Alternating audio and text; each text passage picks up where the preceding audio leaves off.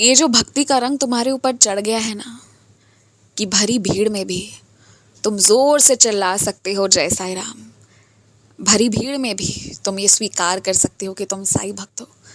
ये भक्ति का रंग तुम्हें अब बहुत सी चीज़ें दिखाएगा, पूरी दुनिया भ्रमण कराएगा और एक पल में मेरे अनेकों दर्शन कराएगा। भक्ति का ये रंग तुम्हें बहुत आगे लेकर जाने वाला है, जितनी तुम्हारी कल्पना नहीं है अभी। लेकिन तुम ये अच्छा कर रहे हो कि भविष्य में क्या होगा क्या नहीं होगा, इन सब को मद्देनज़र रखते हुए तुम अभी से ही अपना धन और अपने भविष्य के लिए बाकी योजनाओं को करते हुए सारा संचय कर रहे हो। मुझे खुशी है इस बात की। तुम्हारे रहन सहन, तुम्हारे सोच विचार, तुम्हारे तरीके मुझे बहुत खुशी देते हैं, बहुत प्रसन्न कर देते हैं। और कल से तुम जिस बात की मुझसे ज़िद कर रहे थे ना, आज वो चीज़ को अपने आँखों से होता हुआ देखो। तुम खुश हो जाना, बस समझ लेना कि ये बाबा की तरफ से तोहफ़ा है, आज के दिन का तोहफ़ा। लेकिन तोहफ़ा दे रहा हूँ इसका ये मतलब नहीं कि तुम मेरी सच्चरित्र पढ़ोगे नहीं। हाँ, आज से रोज़ पढ़ना है तुम्हें सच्चरित्र, चाहे एक पन्ना पढ़ो चाहे 2, मगर पढ़ो। घर के काम काज कर रहे हो, एकदम अच्छी बात है और वो आना भी चाहिए, बहुत अच्छा कर रहे हो। लेकिन ना, कहीं भी गंदगी सफाई करने के चक्कर में अपने हाथ पाँव का ध्यान रखना, ऐसा ना हो जाए कि कोई ऐसी चीज़ अपने हाथ से छू लो जिससे कि फिर तुम्हें बाद में अपने चमड़े में परेशानियों का सामना करना पड़े। साफ सफाई करो, घर के काम करो, मगर अपना ध्यान रखते हुए करो। तुम्हारे पास आवश्यक चीज़ें हैं, उसका उपयोग करो।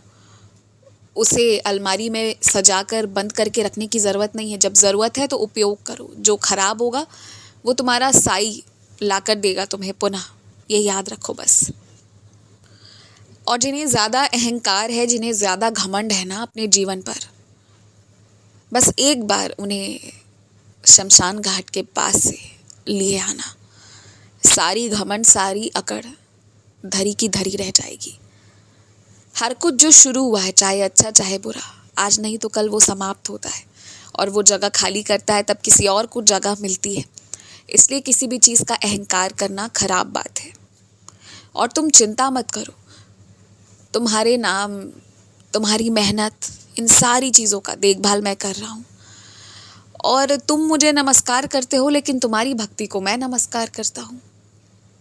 इसलिए नहीं कि तुम्हारी भक्ति में बहुत अनोखी सी चीज़ें हैं या फिर तुम बहुत कष्ट सहकर भक्ति करते हो, बल्कि तुम जो बातें करते हो ना, और जो सोच विचार है तुम्हारी, और जो धमकी देते हो मुझे, वो बड़े अनोखे हैं। और मुझसे लड़ना, मुझसे बातें करना, मेरे आगे शर्त रखना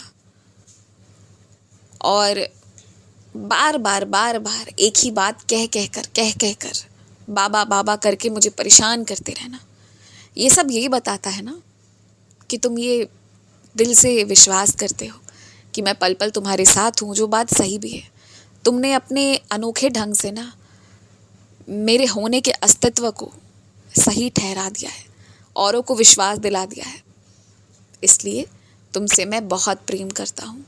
बाकी ज़िद करने के मामले में तो तुम अनोखे हो और पक्के भी हो, और तुम्हारी ज़िद पूरी होती भी है।